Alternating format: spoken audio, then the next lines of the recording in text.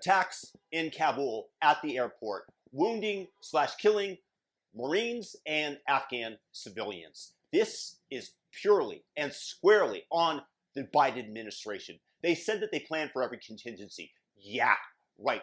And here's your favorite ginger, Jen Psaki, claiming that the ongoings and the evacuations are a success. I would say that this is now on track, Peter, to be the largest airlift in U.S. history. And that is bringing American citizens out. It is bringing our Afghan partners out. It is bringing allies out. So no, I would not say that is anything but a success. How stupid does she think we are? This is like me saying, hey, to my wife, you know, we planned for every contingency. We left the house for this beautiful dinner that we were going to have, this celebration, and I left the gas on. And we go back home, and guess what? Some of the house is burnt down, but because I'm able to put out the fire with minimal damage, I claim it's a success. It didn't have to happen to begin with. You could have evacuated all of the civilians. You could have evacuated the Afghan interpreters before you left. You don't go to a meeting, forget the important paperwork, and then say it's a success when you go back there and take care of it because you lost out on the opportunity cost of that time, of that money, of whatever else. And that's what the Biden administration is doing. You couldn't get more botched. So the question for you guys is, why do you think it's this botched? I'm going to put this squarely on the culture wars, on wokeism.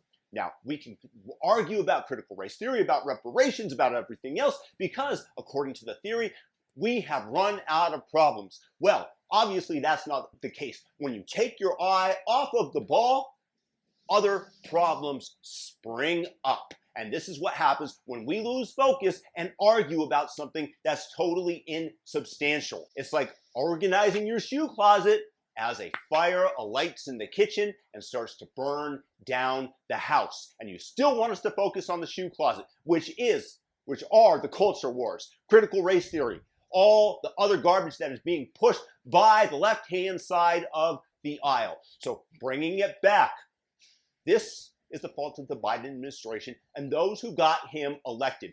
The media that told you that Donald Trump was an evil, racist tangerine, that stated that he said that there were fine people on both sides, that told you that he wanted you to drink bleach as a disinfectant.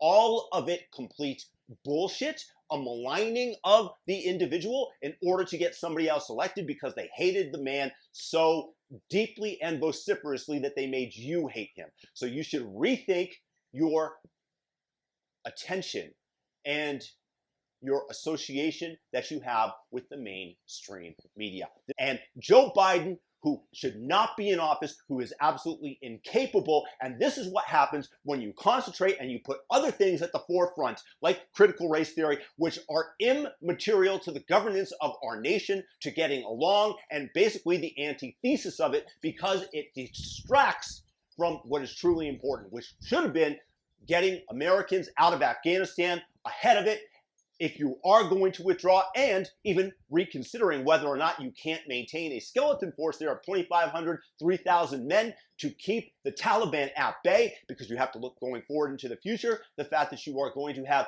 negative repercussions because you're going to have terrorist attacks on American soil. Once again, because this is what these people want, and we were keeping them at bay. So you have to consider the cost that you employ in order to curb this threat.